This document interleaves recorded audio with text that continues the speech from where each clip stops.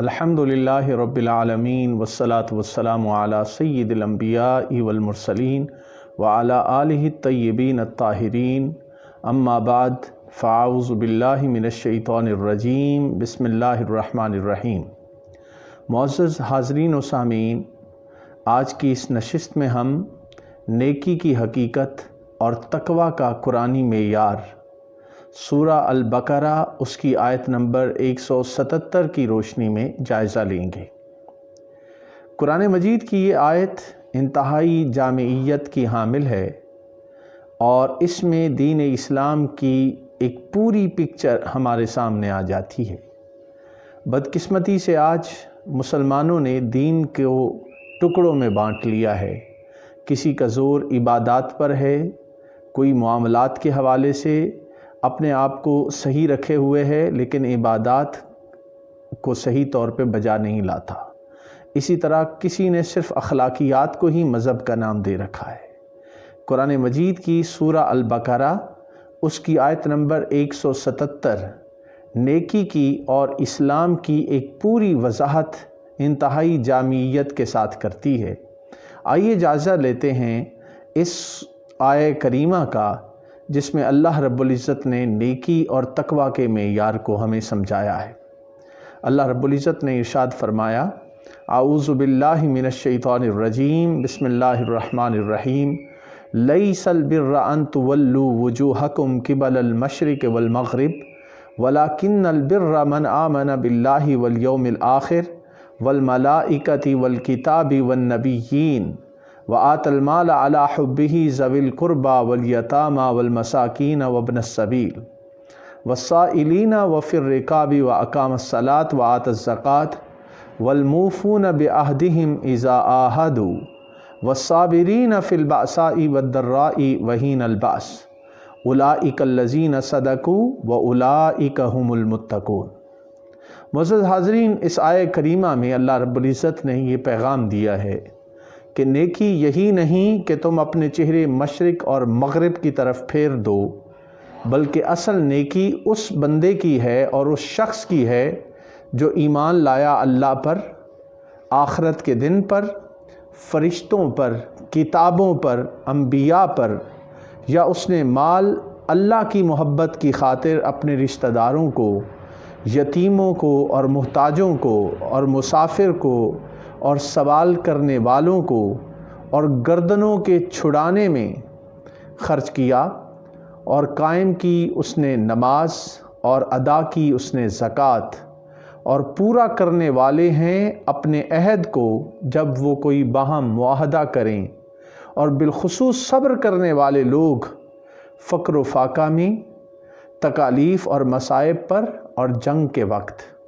یہی وہ لوگ ہیں جو واقعتاً راست باز ہیں، اور یہی ہیں وہ لوگ جو حقیقتاً متقی اور پرہیزگار ہیں۔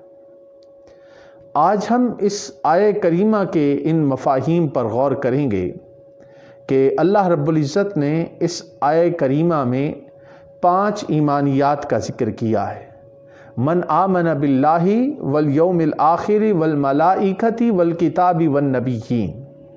جب ہم ایمانیات کی بات کرتے ہیں تو اس آیہ کریمہ میں اللہ رب العزت نے ایک تو بات کی ہے انسانی ہمدردی کی اور خدمت خلق کی، پھر عبادات کی، معاملات کی بات کی ہے، حقوق اللہ کی بات کی ہے، اور ایفائے عہد کی بات کی ہے جو کہ معاملات انسانی میں انتہائی بنیادی حیثیت رکھتا ہے۔ جب اللہ رب العزت نے فرمایا کہ نیکی یہ ہے کہ انسان ایمان لائے اللہ پر، تو اللہ پر ایمان لانے سے مراد کیا ہے؟ اللہ پر ایمان لانے سے مراد یہ ہے کہ انسان صحیح معنوں میں اللہ تعالیٰ کی وحدانیت اور اس کی توحید پر ایمان لائے۔ وہ توحید بالربوبیت پر ایمان رکھتا ہو، توحید الالوہیہ پہ ایمان رکھتا ہو، توحید الذات اور توحید الاسماء والصفات پر ایمان رکھتا ہو۔ توحید الربوبیہ یہ ہے کہ وہ اللہ تعالیٰ کو اپنا خالق، رازق اور مالک مانے۔ توحید الالوہیہ یہ ہے کہ وہ اللہ کے ساتھ کسی کو شریک نہ ٹھہرائے۔ توحید الذات یہ ہے کہ اللہ تعالیٰ کی ذات جیسی کوئی اور ذات نہ مانے، اور توحید الاسماء والصفات سے مراد یہ ہے کہ اس جیسے نام اور اس جیسی صفات کسی اور کے اندر نہ پائی جائیں۔ تو اللہ پر ایمان لانے کی یہ چند وہ بنیادی چیزیں ہیں جو انسان کو اپنے پیش نظر رکھنی چاہیے۔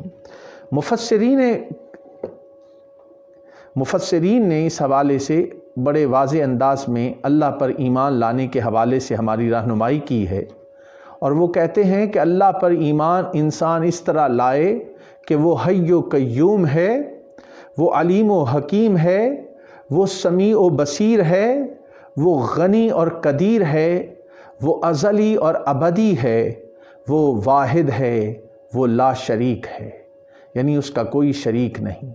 جب انسان اللہ تعالیٰ کو ان صفات کے ساتھ مانتا ہے تو اللہ پر ایمان کے حوالے سے اس کا تصور بہت واضح ہو جاتا ہے۔ اگلی بات جو فرمائی والیوم الآخر، کہ یوم آخرت پر ایمان رکھتا ہو، کہ یوم آخرت پر ایمان یہ ہے کہ انسان یہ بات ذہن میں رکھے کہ اس کا حساب ہوگا اور نیک اعمال پہ اسے جزا دی جائے گی اور برے اعمال پر اسے سزا دی جائے گی، اور اللہ تعالیٰ کے جو مقبولان بندے ہیں، یعنی مقبولان بارگاہ ہیں، ان بندوں کی اللہ تعالیٰ سفارش قبول کرے گا، اور سعادت مندوں کو حوض کوثر پر نبی اکرم صلی اللہ علیہ وآلہ وسلم سیراب فرمائیں گے، انسان کا پل صراط سے گزر ہوگا۔ یہ وہ بنیادی چیزیں ہیں جو یوم آخرت کے حوالے سے انسان کو ذہن میں رکھنی چاہیے۔ تیسری بات فرمائی والملائکۃ، ملائکہ پر ایمان رکھے، فرشتوں پر ایمان رکھے۔ فرشتوں پر ایمان رکھنے سے مراد یہ ہے کہ وہ اللہ تعالیٰ کی مخلوق ہے، فرما بردار بندے ہیں، نہ مرد ہیں نہ عورت ہیں، اور ان کی تعداد کو اللہ تعالیٰ کے سوا کوئی نہیں جانتا، یعنی بے شمار اور بہت بڑی تعداد فرشتوں کی ہے، اور اللہ تعالیٰ کے ہی علم میں ہے کہ کتنے اس نے فرشتے پیدا کیے ہیں۔ ان ملائکہ اور فرشتوں میں 4 اللہ تعالیٰ کے بڑے ہی مقرب فرشتے ہیں، جن میں حضرت جبرائیل علیہ السلام، حضرت میکائیل علیہ السلام، حضرت اسرافیل علیہ السلام اور حضرت عزرائیل علیہ السلام ہیں۔ تو یہ 4 فرشتے بہت ہی مقرب اللہ تعالیٰ کے ہیں، اور اللہ تعالیٰ نے ان کو ڈیوٹیز اسائن کی ہیں، اور یہ اپنی ڈیوٹیز کو بڑی تندہی کے ساتھ، بڑی فرما برداری کے ساتھ اس کو ادا کرتے ہیں، یہ اللہ تعالیٰ کی نافرمانی نہیں کرتے۔ آگے ارشاد ہوا والکتابی، اور ان کی پہچان یہ ہے، راست باز لوگوں کی، متقی پرہیزگار لوگوں کی پہچان یہ ہے کہ وہ اللہ تعالیٰ کی کتابوں پر ایمان لائیں۔ جب ہم اللہ تعالیٰ کی کتابوں کی بات کرتے ہیں تو اللہ تعالیٰ نے انسانیت کی ہدایت کے لیے وحی کے ذریعے سے اپنے انبیاء علیہم السلام کے ذریعے سے ہم تک پیغام پہنچایا، اور اس کی تعداد بہت زیادہ ہے۔ 4 کتابیں انتہائی معروف ہیں اور بڑی کتابیں ہیں۔ تورات حضرت موسیٰ علیہ السلام کو عطا کی، انجیل حضرت عیسیٰ علیہ السلام کو عطا کی، زبور حضرت داؤد علیہ السلام کو عطا کی، اور قرآن مجید نبی پاک حضرت محمد مصطفیٰ صلی اللہ علیہ وآلہ وسلم پر نازل ہوا۔ اس کے علاوہ حضرت شیس علیہ السلام، حضرت ادریس علیہ السلام، حضرت آدم علیہ السلام اور حضرت ابراہیم علیہ السلام، یہ سارے انبیاء کو بھی اللہ تعالیٰ نے بہت زیادہ صحیفے عطا کیے اور وہ صحائف لے کر آئے۔ یہاں پہ یہ بات بھی ذہن میں رکھیے کہ تمام انبیاء اللہ تعالیٰ کے بھیجے ہوئے ہیں، اور انسانیت کی ہدایت کے لیے اللہ تعالیٰ نے ان کو بھیجا ہے۔ وہ معصوم عن الخطا ہیں، اور انبیاء کی تعداد اللہ تعالیٰ ہی صحیح طور پہ جانتا ہے، اور یہ بات بھی تفاسیر میں آئی ہے کہ 313 ان انبیاء میں اللہ کے رسول ہیں۔ یہ ایمانیات کی بحث مکمل ہوتی ہے، جن 5 ایمانیات کا ذکر اس آیہ کریمہ میں ہے۔ آگے ارشاد ہوتا ہے وَآتَ الْمَالَ عَلَىٰ حُبِّهِ ذَوِي الْقُرْبَىٰ وَالْيَتَامَىٰ وَالْمَسَاكِينِ، کہ وہ اللہ کی محبت میں اپنا عزیز مال، جو مال اسے بہت پیارا ہوتا ہے، وہ اللہ کی راہ میں خرچ کرے۔ یہاں پہ یہ آج کی بحث ہے جس پر ہم قرآن مجید کی روشنی میں مختلف چیزوں کا جائزہ لیں گے۔ اب یہاں پہ اللہ رب العزت نے ان ساری چیزوں کا ذکر کرنے کے بعد فرمایا کہ وَالصَّابِرِينَ فِي الْبَأْسَاءِ وَالضَّرَّاءِ وَحِينَ الْبَأْسِ، اور بالخصوص صبر کرنے والے فقر و فاقہ میں، تکالیف و مصائب میں، اور جنگ کے وقت، یعنی جنگ کے وقت انسان کو بڑی صبر کا مظاہرہ کرنا پڑتا ہے۔ اسی طرح انسان پر بیماری آتی ہے، سختی آتی ہے، رزق کے حوالے سے پریشانی آتی ہیں، تو انسان کو ناشکرہ نہیں بننا چاہیے، بلکہ اللہ تعالیٰ کا تابع فرما رہتے ہوئے اور اس مصیبت کو، اس تکلیف کو اور اس اذیت کو برداشت کرنا چاہیے۔ یہاں پہ بأسا کا لفظ آیا ہے، یعنی بأسا کا لفظ جو ہے یہ فقر و فاقہ اور تنگی کے معنی میں آتا ہے۔ اسی طرح الضراء کا لفظ ضرر سے ہے اور اس کا معنی تکلیف ہے۔ وہ جسمانی اذیت بھی ہو سکتی ہے، وہ ذہنی اذیت بھی اور کوفت بھی ہو سکتی ہے۔ یہ اس کے معنی میں بات ہمیں ذہن میں رکھنی چاہیے۔ دوسری غور طلب بات یہ ہے کہ یہاں پر اللہ رب العزت نے نیکی کا ایک بڑا کمپریہنسو تصور ہمارے سامنے رکھا ہے، اور یہ بات ذہن میں رکھنے والی ہے کہ انسان کو اللہ تعالیٰ نے صرف جسم نہیں عطا کیا، بلکہ انسان دو چیزوں سے بنا ہے۔ ایک انسان کا جسم ہے، ایک انسان کی روح ہے۔ کچھ جسمانی ضروریات ہیں انسان کی، اسی طرح کچھ انسان کی روحانی ضروریات ہیں۔ مثلا پانی، ہوا، غذا کے بغیر زندگی کا تصور نہیں۔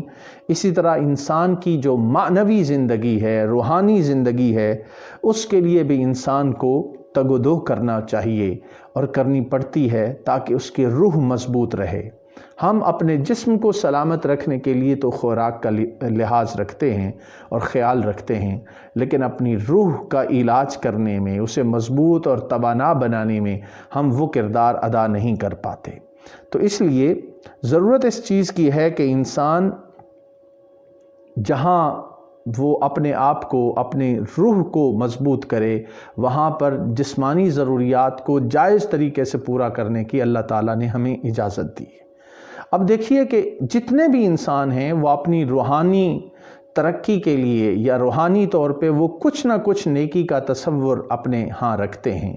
بے شک کرمنلز کیوں نہ ہوں، ان کے ہاں بھی نیکی کا کوئی تصور ہے۔ وہ ڈاکو ہوں، وہ رساگیر ہوں، وہ جیب کترے ہوں، جسم فروشی کرنے والی خواتین ہوں، وہ بھی نیکی کا ایک تصور اپنے ہاں رکھتی ہیں اور اس کے مطابق وہ زندگی گزارتی ہیں۔